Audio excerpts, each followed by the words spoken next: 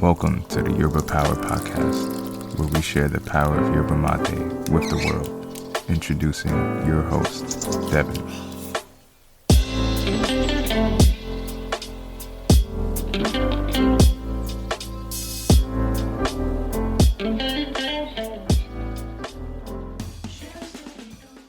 All right, welcome to the Yerba Power Podcast. I'm joined by a very cool guy that I want you all to meet, and his name is Zach. Welcome to the show, Zach.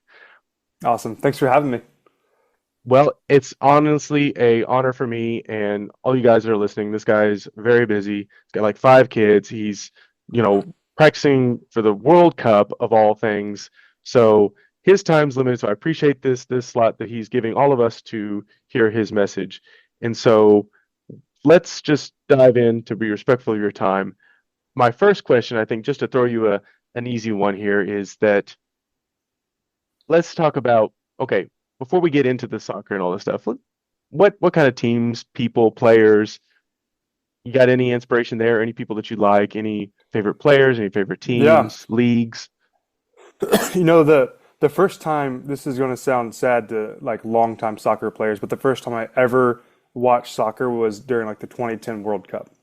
And so I was already in college at that point, and I was not only the World Cup, but all the commercials and all the hype. It was kind of Ronaldinho at the time. And so Ronaldinho really made me fall in love with soccer and just his style of play, his charisma, his flair. And that's the first person that made me really start to get interested in even wanting to watch soccer. And, and then shortly after that, discovering Messi and Ronaldo.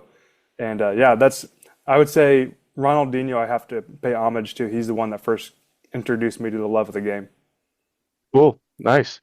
And that's cool that you I guess you got some background there. And I probably haven't told you this, but the whole reason I guess this podcast exists is because my wife is from Argentina, which yerba mate come from Argentina, and of course Messi and all the greatness there. So obviously I'm biased on my As you should answer, be. so you don't even have to ask me. But I just wanted to hear it from you and just see what the typical debate of who the greater players are and stuff. But Oh, Messi over it Ronaldo for sure. okay, well there we go. We got it recorded on the podcast now. So well, that'll earn you some points then, Zach. Appreciate it. So now, like, getting into soccer, and from what I understand, you had some, collegiate background in football, American football. So it's not like you're unathletic, Obviously, to play at that kind of level, you have to have discipline, you have to have just some talent, and work ethic, and to reach that level for those that are outside the United States to play at a collegiate level, not just anyone can play on the team. There are abilities to walk on, but even then you have to be good enough to be able to make the team. So I guess what I'm asking is because, okay, going to become to play in the World Cup is your dream, right? Yeah. So obviously the sports makes sense, but yeah, well, why soccer? Yeah, I mean, to give the background story of that, I think is super important because it wasn't just a whim decision. It was over 2 years ago now, and I was in a pretty rough spot in life. Like I was feeling down and defeated. I wasn't feeling like I was lacking a lot as a husband, as a father. I just felt like it was too late to make significant changes in my life. I felt stuck and concrete, slugging away. And I was sitting in this coffee shop listening to a podcast, who's a good friend of mine now. But this guy was going in, especially from the Christian perspective of why are dads accepting the status quo? Why are we accepting the dad bod? Why aren't we trying to really pave a legacy for our children, our spouse, our generations, grandchildren down the line? And it's like, man, when I look at myself in the mirror, I don't like what I see. I don't like this man who's overweight. I don't like this man who gives in to every impulse that he has. I don't like this man who has just given up hope on even some chronic illnesses that I had going on at the time. I believed so many lies about myself. As I'm listening to this podcast, as it's saying, where are the men that are willing to step up, to push themselves to the edge, to go to the edge of the cliff to find out what their limits are mentally, emotionally, spiritually, physically. Where are these courageous men? And I was just sitting there thinking, I don't want to be counted and numbered among those who were cowards. That's not me. That's not going to be me. That's not going to be my legacy. That's not going to be what I hand to my children. I want to be a dad, whether I fail or succeed, one who had courage, one who stepped up and pushed himself for the sake of my family. And so as I'm sitting there, I began thinking, and ultimately I was really praying is what I was doing and asking the Lord, how do I turn this ship around? What do I do? And he reminded me of my college days of when I was the most disciplined, when I had the best habits, when I was in the best shape, when I had the clearest mind, when I was taking the biggest action, was when I was pushing my body to its limits physically, playing Division I football. And I thought, man, I can't do that anymore. I mean, that was over, at that point, that would have been over 12, 13 years ago at that point. And I had gained 30 pounds and way out of shape. And I'm like, well, I love basketball, but that's not in the cards anymore. And then I began thinking, I've always wanted to play soccer. I'm absolutely terrible. I've never kicked a ball besides like when I was in kindergarten when it's like a big amoeba that runs around. It's not even soccer. It's like herd ball like that. I don't even count that. And I'm thinking, I'm also going to India in the next month to spend time with, I think it was 53 camps across India that use soccer for community transformation. I mean, this is a global sport. You have access to every country. You have access to relationships all over the world. So even for the sake of just the gospel, of relationships that can spread the message of Jesus, I'm like, man, there's no better access in the world than the game of soccer. And so that's going through my mind. And then I begin thinking, man, the World Cup's coming here in 2026. The Club World Cup was coming here. And even at that time, Copa America 2 years ago still hasn't happened yet. I'm thinking, man, this is going to hockey stick in the United States from every single category. And so that's in the moment when I realized, okay, I'm going to do everything I can to push myself to become the best soccer player I can be before the World Cup. And I want to see how crazy, how audacious, yes, even how impossible, insane, and delusional of a goal this is. How far can I make it before the World Cup with that being the ultimate goal? Because when I think about courage myself, not even thinking about others, inspiring others, that wasn't even on my mind. It was not even on my radar. What was on my radar is, what does courage look like? And courage didn't look like trying to just play in a co-ed league or semi-pro. Like courage looked like failing valiantly or succeeding valiantly by chasing the highest goal possible and beginning to sleep like a World Cup athlete, think like one, train like one, eat like one, and embody that as much as I could. So long story short, or long story long, I should say, that's why I chose soccer and wanted to take on that audacious goal.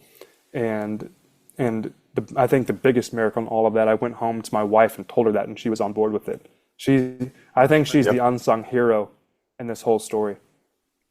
No, for sure. Shout out to your wife for real, because I was going to say, yeah, the big goal and audaciousness, and that's beautiful, but that sacrifice is not paid by you alone. It's paid by your family as well, and they have to be on board with that. So huge kudos there. And with that being said, yeah, how do you manage that with, the 5 kids and life? Because we're all busy. We all have lots of things going on. We all have excuses. We all have obligations. We're all adults. We all have, jobs. We wish we could just, sit around and train all day, but that's not the case. And so yeah, how do you practically make that happen, No, you're exactly right. Like, the easy thing to do is to make excuses, to say I don't have time, we can't do it, or list off all the reasons. I have 5 kids, I have a full-time job, but we run a school, I'm working on a film project. Like I have all these things that I'm doing, and I could easily say I just don't have time.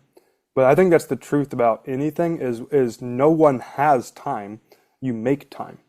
That's what you have to do. You have to choose to make time. And so one of the first things I did is sat down and began thinking through time management. If I'm going to do this, how am I, because remember the goal was courage for my family, like legacy for my family. So the ultimate goal in all of this, I think this is missed by a lot of people, is they think, oh, World Cup is the goal. Hmm. Well, what's the name of the account? What's the name of the journey? World Cup Dad. There's a Hmm. reason I didn't put World Cup Dude, right? The Yeah. big the big story is I want to really rise up as a father and a husband. And so I sat down thinking with them in mind in my schedule and my time management of how can I become the best father and husband possible and build a schedule around this audacious goal that will help every category of my life. And so that's where I began thinking, okay, I'm going to start going to bed at 8. So we put our kids down at 7:30, and I'm going to start going to bed at 8, getting up at 4. And so, most days I'll get 7 to 8 hours of sleep, which is great. So yes, I'm getting up early, but I'm not losing sleep. And so I would always spend, between 4 to 5. I have a morning routine there, but the main routine is just spending time with the Lord for the hour, unbusied, unhurried. That's huge for me. Like I could easily just get up and go, go, go, but I really, really try to set aside that first hour at just being still, Hmm. remembering, being grateful, spending time with the Lord. And then after that, from like 5 to 8, I'll go and train. And that's not like 3 straight hours of training because it's also warming up and cooling down. But it's a good 2 hour chunk at least of training every single morning. And then I get back home, especially on school days, where now I'm helping my kids get out the door. They're off to school, and so I'm going to spend the mornings with them. And then I have a full-time job. I work for an amazing, amazing organization for the last 11 years now. And so I'm a global leader for this organization. And so I do a lot of training and coaching, mostly online, which is great. So I'm able to be remote. But I've been with them for a long time now and have traveled to 42 different countries for this organization. I mean, they're absolutely incredible. But I have a full-time job that even still right now to this day. And so I would make sure that, from 9 to 5, I'm allotting all those hours to my job minus the lunch break. So Hmm. instead of just going and eating lunch or going out somewhere, every single day for lunch, I'm hitting the gym every single day. So every morning I'm training, every lunch I'm hitting the gym. I have my 9 to 5. When I get done at 5, it's family time, right? We have our rhythms that we have at the dinner table. That's our staple time as our family. Is we will, unless we have a family event together, we're having dinner together as a family. And then after that, it's time with the kids. Most of the time they want to go play outside, play soccer. Great for me. I got little Yeah. people running after my legs, and I'm, get to work on ball drills while I'm having fun with my kids. And I just consistently did that and tracking those habits every single day. And so that's how I really manage my time. And so you can imagine I've gotten every comment under the sun on social media, like you're a terrible dad, you're a terrible husband, you're not thinking about them. What about your kids? And like, if you were to spend 1 week in my Hmm. home, you would think entirely different. Hmm. Yeah.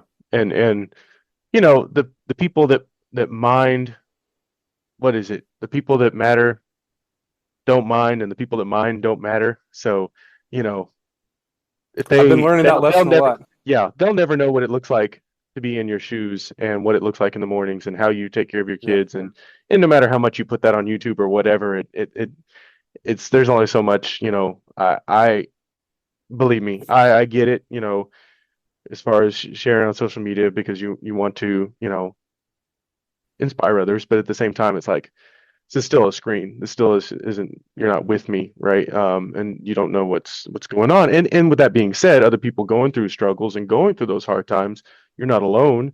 You're not like the only person. And I think there's that isolating thing. And so a thing I like to try to accomplish with this podcast too is to bringing people together and uniting stories and empowering people through those stories of Yeah. inspiration that you're sharing right now. And so I guess what I would ask of you and what maybe someone else needs to hear also too is that okay, sure, you had this huge goal and you had this great person who you want to become, but it still takes that first step to get going, right? The inertia, get the momentum, be able to even get going anywhere. You still have to take that first step. And a lot of times that's where the fear sets in and you just forget it altogether, or maybe you make 2 steps and then you quit and you don't see the results right away. And that's where I would say the majority of the people fall is they get inspired, they go after it, and then they fall on their face first week or whatever and give up or just never even take the first step. Yeah. What got you to just take the first step and what was it like? How did you break that down?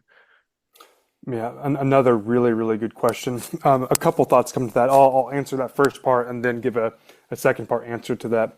I think, when it comes to making changes in your life, someone actually told me this, one of my mentors, he gave me something called the formula for change. It's awesome. The first part of this 3-part is you need to be dissatisfied with the status quo. If someone isn't dissatisfied enough, they're never going to even want to take that first step. So the first thing, are you dissatisfied enough to even want to change? If you're not, then that's the first step, is get more dissatisfied with the status quo. The second step is knowledge of a better way. So even if you're dissatisfied, but you don't know what to do about it, you're still stuck. So you need to know, okay, what is a better way? And then the third one is knowledge of first steps. So those 3 things help you make that change. So dissatisfied with the status quo, knowledge of a better way, and knowledge of a first step. And I think for me, what gave me the courage to take that first step is when I thought about what regret looked like. When I looked at my life, I thought, what will it cost me if I don't do this? Mm-hmm. What will my life look like if I don't do this?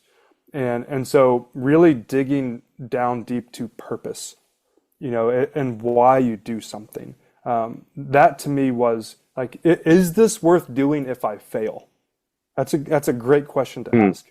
And for me, this was worth doing even if I failed. And so that was the first thing. But the second part, what I was going to say is, it's not only scary to take the first step, it's scary to keep stepping. Every day, I carry fear with me every day. I was literally talking to my wife about this yesterday. There's not been a single moment in these 2 years where I've not been afraid. And I think this is a misnomer that people think courage is lack of fear. It's not. Like, courage is being sorely afraid and stepping anyway.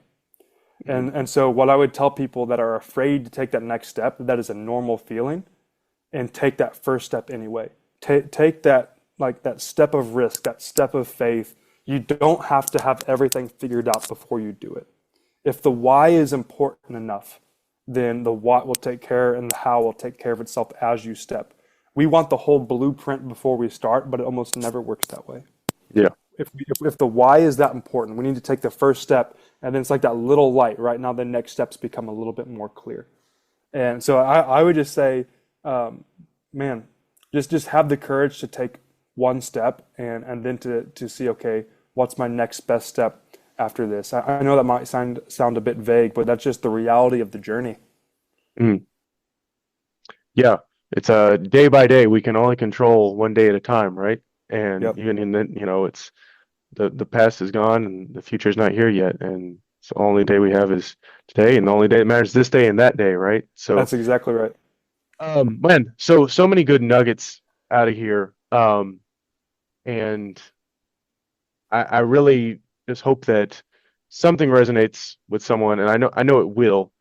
And I guess want to just leave you some extra space to anything that you'd like to add, or specifically things that people can find about you, any link or information you want to give them, maybe such as the 100 Days of Greatness, just any information that you would like for them to have to check.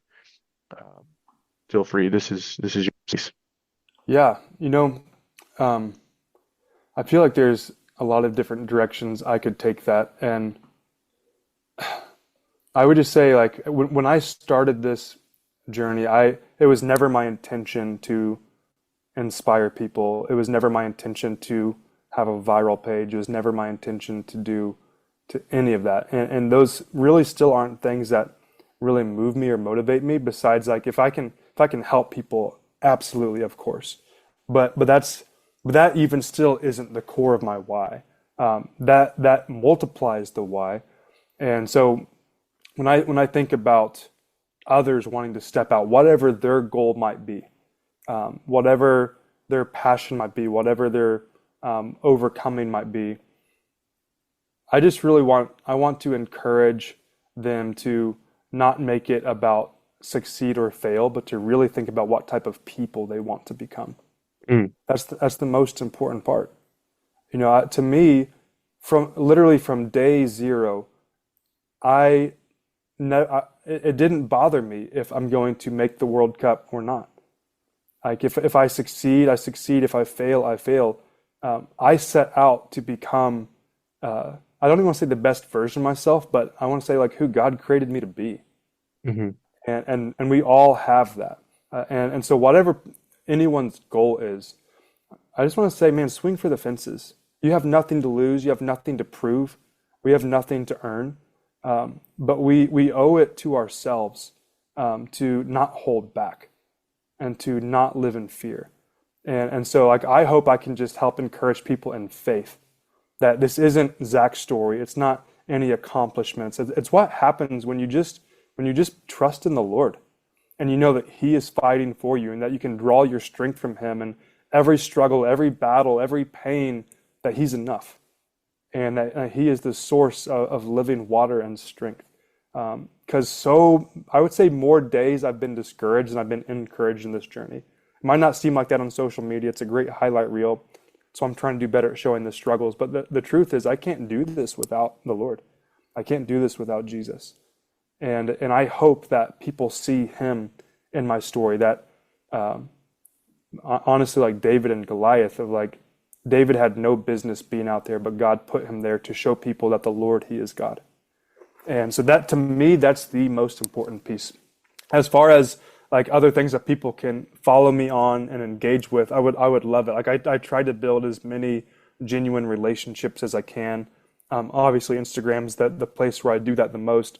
I'm doing the 100 Days of Greatness right now. If people want to join my broadcast channel, even we're already almost a month into it, but anyone can start day one tomorrow whenever they join the channel. I have very simple tools in there. Like I have a habit tracker, which is literally what I use. I just gave what I use. It might not be flashy or fancy, but it's worked for me. I have a habit tracker, a creed I read to myself. I think I put my daily affirmations in there.